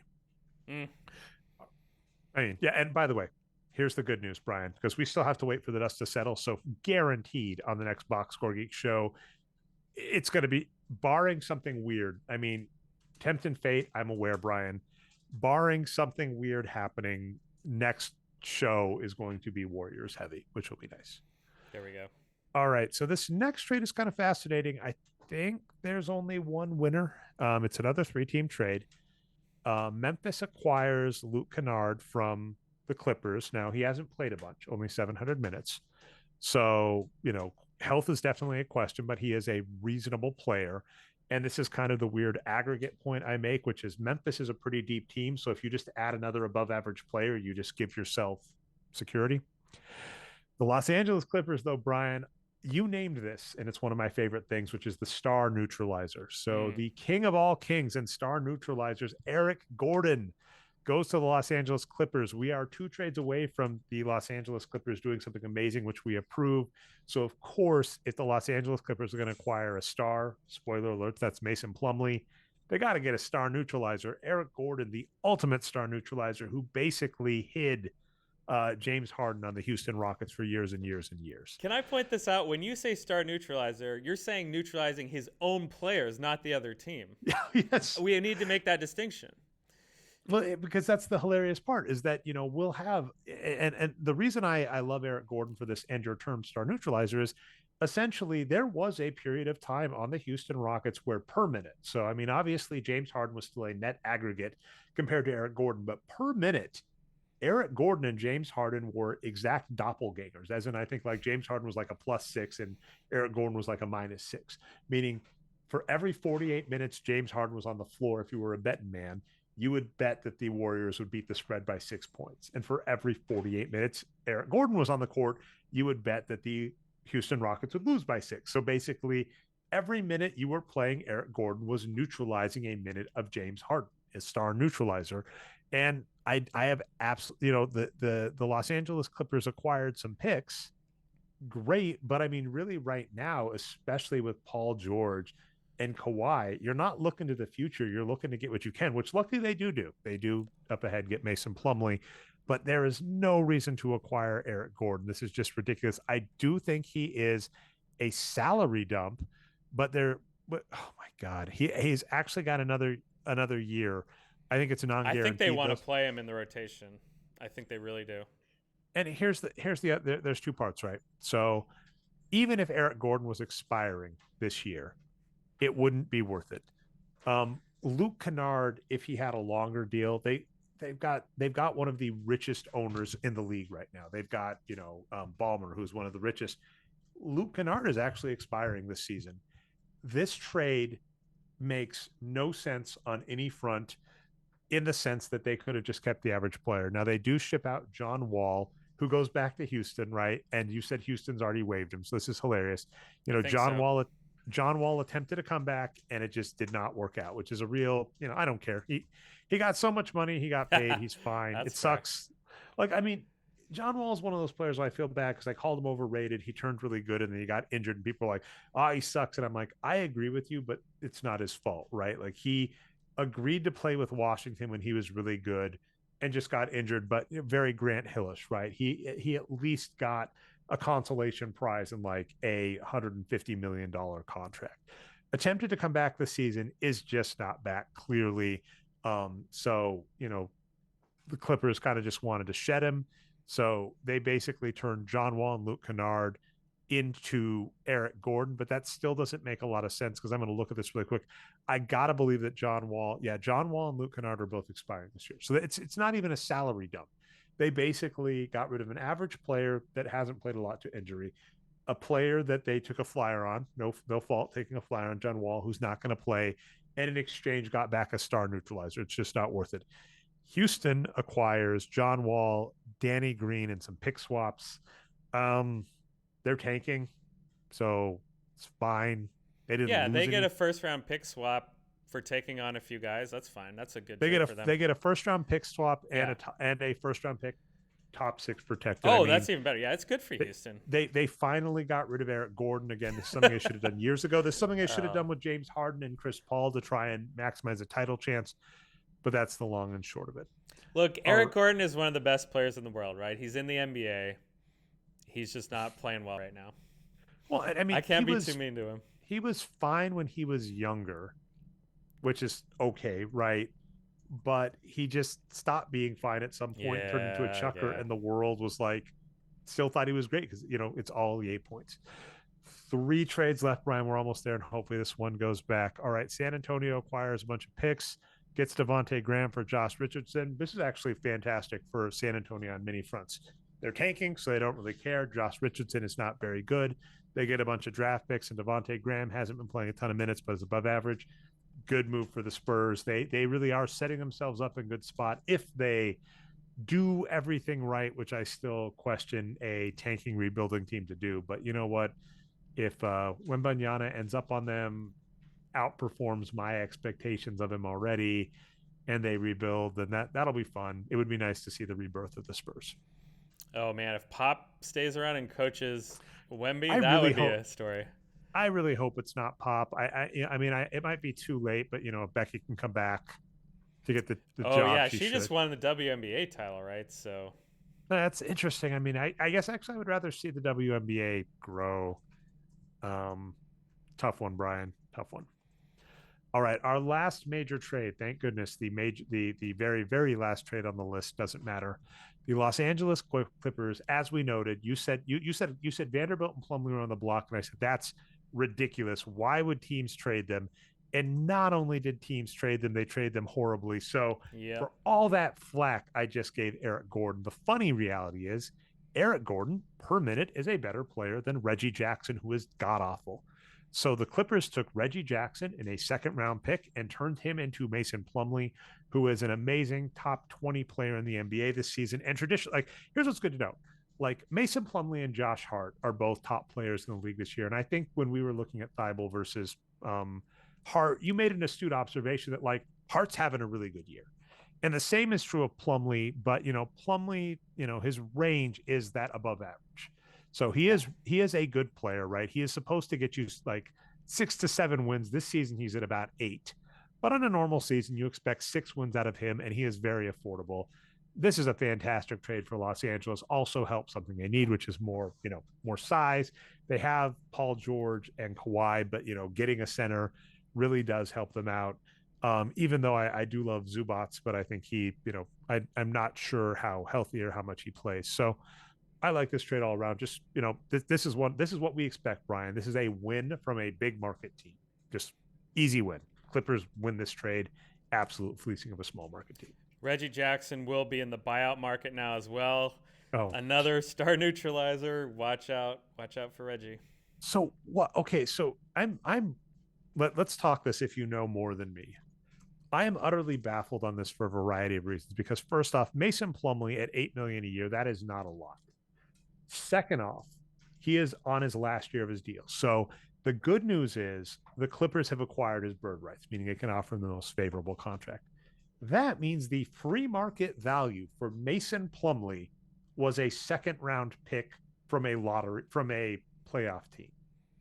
Yeah, and it was probably them doing him a favor, right? Saying, "Hey, I want to go to a playoff team." So This that's ridiculous. A bunch of seven there are a footers bunch. have no value in the league unless it's like Giannis, where they think you can guard small forwards. Mason Plumlee, great traditional center. He even shoots threes, but no one wants him. Oh, you still there? I am, yeah. I think Yeah. we had a little bit of lag there. Brief flip, yeah. But yeah, I mean, I got nothing. Mason Plumlee's great. This is a great trade all around. This actually helps a lot because he's still young-ish, if I recall. He's Like pushing 30. he's 32. Yeah. I mean, basically, if the Clippers can sign him for 2 to 3 more seasons at 10 to 15 mil a season, that's fine. Because worst case scenario, he gets old and they have to trade him off. He's going to help this season because I think the Clippers are, with Kawhi kind of coming back, they are in the hunt, right? They are currently ranked Yep. fifth. They're doing great. I mean, there's a fantastic trade all around. I remember the funny thing I made a tweet about this that kind of sucks is I really like this as the Nuggets year, Brian. I still really hold out hope for that. I mean, really, there was a game that encapsulated it. So the Nuggets sat Nikola Jokic, Jamal Murray, and Aaron Gordon against the Minnesota Timberwolves and lost by 30. And I made a tweet which got a little love. I was like, just shocker. And apologies, Aaron Gordon. I forgot to include you, much like the All-Star game. Aaron Gordon belonged in the All-Star game. I went, shocker. The Nuggets' playoff success is going to rest on if Jamal Murray and Nikola Jokic are there. And by the way, let's include Aaron Gordon. Those three guys are there. That's really their playoff success. And lo and behold, those players came back a few days later and played for the Nuggets, and they blew out the Wolves by 30. So that is a 60-point swing from those three players sitting versus not sitting versus a 500 team. So with all of that said, I really thought the Nuggets kind of had a very clear path. I really said Memphis was the only team I was scared of, and Memphis, because of Dylan Brooks, didn't have me as worried. The Clippers just improved, Phoenix just improved, the Lakers just improved, Golden State, who knows? It's hard to. Yeah, I thought they might have improved, but actually they kind of might have improved by just cutting ties on Wiseman, but they still need some more big players. You're right. So maybe start looking at that Buyout buyout market's market. going to be lit for good players as well, not just the risky players. We're There's gonna a have to, yeah. I mean, we're pushing 2 hours. We're definitely have to talk that on the next one. Yep. But yeah, so like essentially, um, three teams in the hunt kind of got better. So the West just got a lot rougher, and there's some landmines, right? Like the Lakers are now scary. The Lakers are potentially a lottery, or what's the little play-in tournament team that I don't want to see in the first round. So the West just got a lot scarier. I stay optimistic on my Nuggets, but is what it is. Lakers could And be in the top 6 even. I know they have a long way to climb, but they could go on a big win streak. let's see, they're what, like 6, 7 games out. Let's point out we've still got a lot of NBA Still season like left to 30 play. something games. Depending on the team, we are at 26 to 30 games a team. So Okay. absolutely. And that's the other thing. The All-Star break gives a bunch of teams rest. So it's like a huge reset. A bunch of teams that had injured players, beat up players, they get a bunch of rest, and that is what it is. And it's arguably good for the Nuggets because it's kind of a notorious thing. We're not going to make it to our faux All-Star draft, Brian, which is fine. I would 100% prefer. I would trade that segment on our show every day of the week and twice on Sundays for James Wiseman being traded for Gary Payton. I'm rooting for James Wiseman to come back to the Warriors and succeed. That would be the real story here. Unlikely, but we'll see. The good news is we're just setting up win-win-win, right? Gary Payton's healthy, win for the Warriors. Gary Payton has to retire, but the trade goes through. Still good for the Warriors. James Wiseman comes back to the Warriors. You get what you want. Win-win-win-win-win. So there you go. By the way, last trade, Atlanta to Houston. This is all no names. None of these players are good. Houston gets some picks. Atlanta basically gets to dump Frank Kaminsky and Justin Holiday in exchange for some picks. I'll never doubt the Holiday brothers, Dre. They're one of the strongest brothers trios in the league. Strongest brother trio. Let's see. What do we got? What are the... we got one. Drew Holiday, great. Aaron Holiday, A player. Justin Holiday, terrible. But to your point, right? If you got three, are those all legit brothers? No, they are legit brothers, but no, you're right. Drew's definitely better than the others. Really? If you I'm got not three brothers in the league, two on the same team. That's like they are all brothers. Yes. That's and by the way, we got to give the hugest shout out at the end of this, even though I disagree with him. Got to give a huge shout out to probably the best brother combo, at least in terms of hilarity.